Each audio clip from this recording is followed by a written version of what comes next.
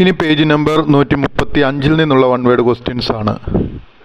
Sexually transmitted diseases are mainly transmitted to sexual contact.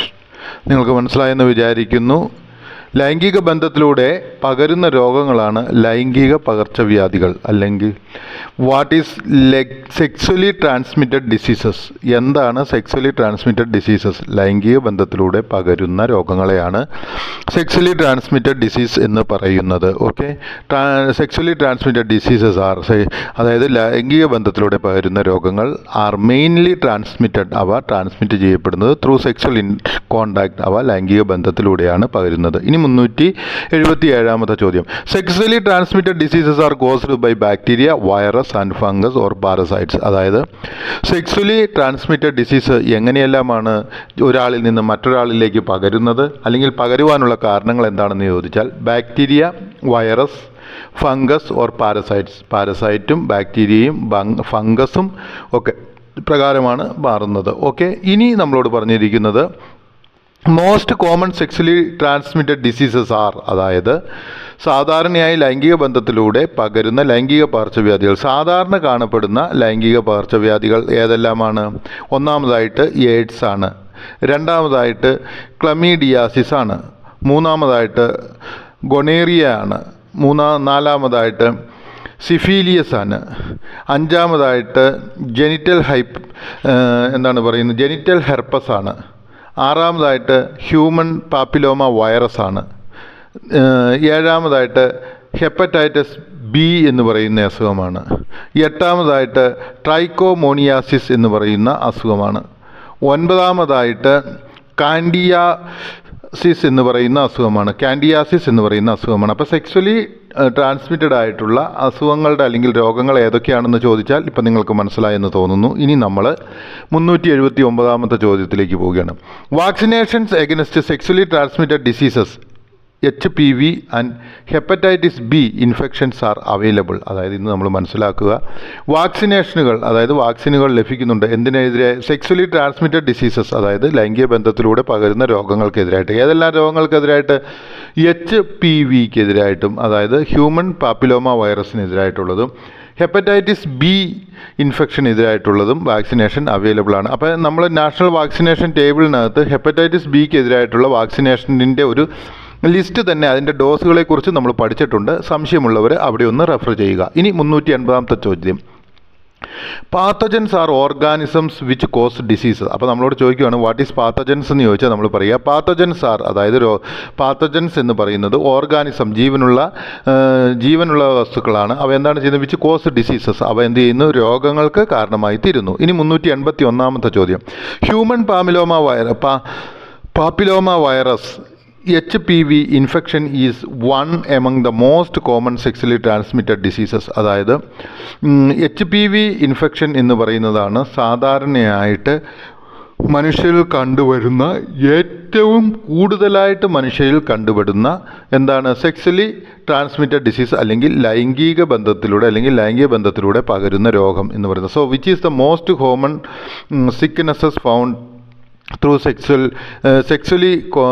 Sexual contact എന്ന് ചോദിച്ചു കഴിഞ്ഞാൽ നമുക്ക് പറയാനായിട്ട് സാധിക്കും ഹ്യൂമൻ പാപ്പിലോമ വൈറസ്. അതായത് ഹ്യൂമൻ പാപ്പിലോമ വൈറസ് ആണ് ഏറ്റവും സാധാരണയായി ജനങ്ങളിൽ കണ്ടുവരുന്ന സെക്സ്വലി ട്രാൻസ്മിറ്റഡ് ഡിസീസ് എന്ന് പറയുന്നത്. ഇനി 382 ചോദ്യം. Human papilloma virus HPV virus cause genital warts and various cancers including cervical cancer. അപ്പോൾ ഈ HPV വൈറസിൻ്റെ മറ്റൊരു പ്രത്യേകത എന്താണെന്നറിയാമോ? ഹ്യൂമൻ പാപ്പിലോമ വൈറസ് എന്ന് പറയുന്നത് അത് എന്ത് ചെയ്യുന്നു? ക്യാൻ കോസ് ജെനിറ്റൽ വാർഡ്സ്, അതായത്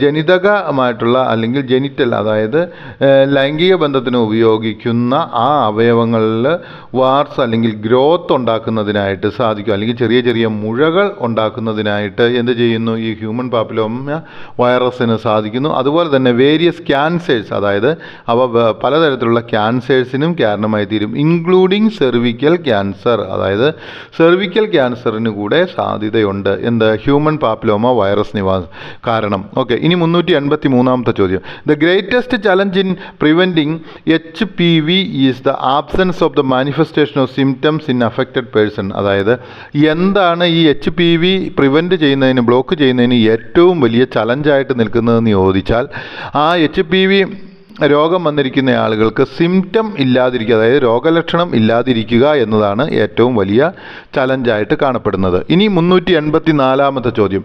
chronic infections with high risk of HPV type cause certain changes in the cells of the cervix. അതായത് chronic infection with high risk of HPV, അതായത് തുടർച്ചയായിട്ടുണ്ടാകുന്ന ഇൻഫെക്ഷനുകൾ, എന്തുകൊണ്ട് HPV കൊണ്ട് ഉണ്ടാകുന്ന ആ ഇൻഫെക്ഷൻ എന്ത് ചെയ്യും, type of cause certain changes in the cells of the cervix. അങ്ങനെ തുടർച്ചയായിട്ട് HPV കൊണ്ടുണ്ടാകുന്ന ഇൻഫെക്ഷൻ എന്ത് ചെയ്യുന്നു, അവിടെ ചില ആ ലൈംഗിക അവയവങ്ങളുടെ സൈഡിൽ എന്ത് ചെയ്യുന്നു, ചില മാറ്റങ്ങൾ സെല്ലുകളിൽ ഉണ്ടാക്കുന്നു.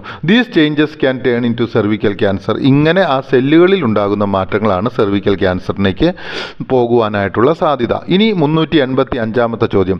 Cervical cancer is the cancer that starts in the cell of the cervix. What is cervical cancer? എന്താകുന്നു സെർവിക്കൽ ക്യാൻസർ എന്ന് ചോദിച്ചാൽ എഴുതുക.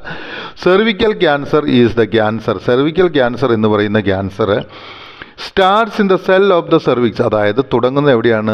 സെർവിക്സിൻ്റെ സെല്ലുകളിലാണ് അത് തുടങ്ങുന്നത് എന്നാണ് നമ്മൾ കാണപ്പെടുന്നത്. ഇനി 386. The risk of cervical cancer is higher in girls who have sex before the age of 18. എങ്ങനെയുള്ള പെൺകുട്ടികൾക്കാണ് സെർവിക്കൽ ക്യാൻസർ കൂടുതലായിട്ട് വരാൻ സാധ്യതയുള്ളത് എന്നാണ് ചോദിച്ചിരിക്കുന്നത്. എങ്ങനെയുള്ള പെൺകുട്ടികൾക്കാണ്? The risk of cervical cancer is higher. അതായത് സെർവിക്കൽ ക്യാൻസറിൻ്റെ റിസ്ക് കൂടുതലാണ്. ഏത് തരത്തിലുള്ള പെൺകുട്ടികൾക്ക്? Girls who have sex before the age of 18. അതായത് ഏതെല്ലാം പെൺകുട്ടികളാണോ 18 വയസ്സിന് മുൻപായിട്ട് ലൈംഗിക ബന്ധത്തിൽ ഏർപ്പെടുന്നത് അവർക്കാണ് ഈ സെർവിക്കൽ ക്യാൻസർ വരുവാനായിട്ടുള്ള സാധ്യത കൂടുതൽ എന്നാണ് പറഞ്ഞിരിക്കുന്നത്. Cervical cancer is the 387.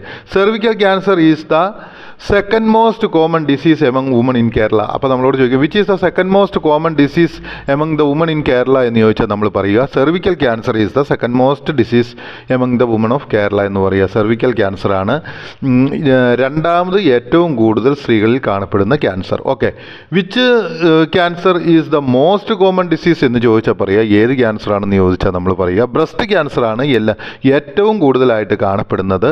രണ്ടാമതായിട്ട് കാണപ്പെടുന്നത് സെർവിക്കൽ ക്യാൻസർ ആണ്. ഇനി 389-ാമത്തെ ചോദ്യം. The HPV vaccine protect against genital rats and most cases cervical cancer. Okay, അപ്പോൾ HPV വാക്സിൻ്റെ ഒരു ഗുണം എന്താണ്?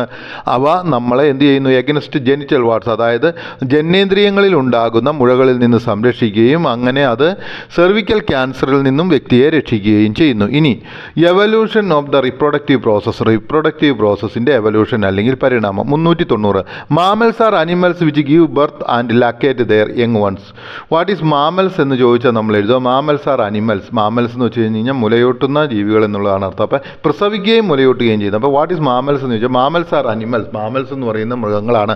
വിച്ച് ഗീവ് ബർത്ത്, അവ എന്ത് ചെയ്യുന്നു? ജന്മം നൽകുന്നു അല്ലെങ്കിൽ പ്രസവിക്കുന്നു. And lactate their young ones, അതുപോലെ തന്നെ അവയെ മുലയൂട്ടുകയും ചെയ്യുന്നു. ഇനി 391. Fish and amphibians reproduce through external fertilisation. അതായത് ഫിഷ്, മത്സ്യവും ആംഫിഫിയസ് ഉഭയകോശ ജീവികളും എന്ത് ചെയ്യും? റീപ്രൊഡ്യൂസ്, അവ പ്രത്യുൽപാദനം നടത്തുന്നത് എങ്ങനെയാണ്? ത്രൂ എക്സ്റ്റേണൽ ഫെർട്ടിലൈസേഷൻ, അതായത് ബാഹ്യമായിട്ടുള്ള ഫെർട്ടിലൈസേഷനിലൂടെയാണ് ഫിഷും അതുപോലെ തന്നെ ആംഫിഫിയസും എന്ത് ചെയ്യുന്നത്? റീപ്രൊഡക്ഷൻ നടത്തുന്നത്. ഇനി 392-ാമത്തെ ചോദ്യം. Reptiles and birds reproduce through internal fertilisation. Reptiles അതായത് ഉരകങ്ങളും പക്ഷികളും മുട്ടയിടുന്ന ജീവികൾ, അവയെ എങ്ങനെയാണ്? ഇന്റേണൽ ഫെർട്ടിലൈസേഷനിലൂടെയാണ് അവയുടെ റീപ്രൊഡക്ഷൻ അല്ലെങ്കിൽ പ്രത്യുൽപാദനം നടത്തുന്നത്. ഇനി 393-ാമത്തെ ചോദ്യം. The duration of A full time pregnancy in human ranges from 270 to 280 days. അതായത് ഒരു മനുഷ്യ കുഞ്ഞ് അമ്മയുടെ ഗർഭപാത്രത്തിൽ പൂർണ്ണമായിട്ട് വളരാൻ ഹൗ മെനി ഡേയ്സ് എടുക്കും? 270 മുതൽ 280 വരെ എന്നുള്ളതാണ് അർത്ഥം. So how many days it takes for a human foetus to grow fully in mother's womb? എത്ര ദിവസം എടുക്കും അമ്മയുടെ ഉദരത്തിൽ ഒരു ഹ്യൂമൻ ഫീറ്റസിന് പൂർണ്ണ വളർച്ച എത്തുവാനെന്ന് ചോദിച്ചാൽ ഇറ്റ് ടേക്സ് 270 to 280 ഡേയ്സ്, അതായത് 270 മുതൽ 280 ദിവസം വരെ എടുക്കും. ഇനി 394-ാമത്തെ ചോദ്യം. The fluid filled sac that surrounds and protect the foetus is amnion. So what is amnion എന്ന് ചോദിച്ചാൽ നമ്മൾ എഴുതുക ദ ഫ്ലൂയിഡ് ഫിൽഡ്, അതായത് ഒരു തരം ദ്രാവകം നിറഞ്ഞിരിക്കുന്ന, അതായത് അമിനോട്ടിക് ഫ്ലൂയിഡ് എന്ന് പറയുന്ന ദ്രാവകം നിറഞ്ഞിരിക്കുന്ന ആ സാക്കിന് പറയുന്ന പേരാണ് അമിനോൺ എന്ന് പറയുന്നത്. ഇനി 395, implantation means blastocysts attach to the endometrium and grows. Implantation എന്ന് പറഞ്ഞാൽ എന്താണ്? What is implantation? Implantation means the blastocyst attaches, blastocyst എന്ത് ചെയ്യുന്നു? ഒട്ടിച്ചേരുന്നു to the endometrium and grows. എൻഡോമെട്രിയത്തിനോട് ഒട്ടിച്ചേർന്ന് വളരുന്നതിനെയാണ് എന്ത് പറയുന്നത്? ഇംപ്ലാന്റേഷൻ എന്ന് പറയുന്നത്. എനിക്ക് തോന്നുന്നു ഈ ഭാഗം നിങ്ങൾക്ക് മനസ്സിലായെന്ന്. ഇനി നമുക്ക് പുതിയൊരു ചാപ്റ്ററിലേക്ക് പോകാം.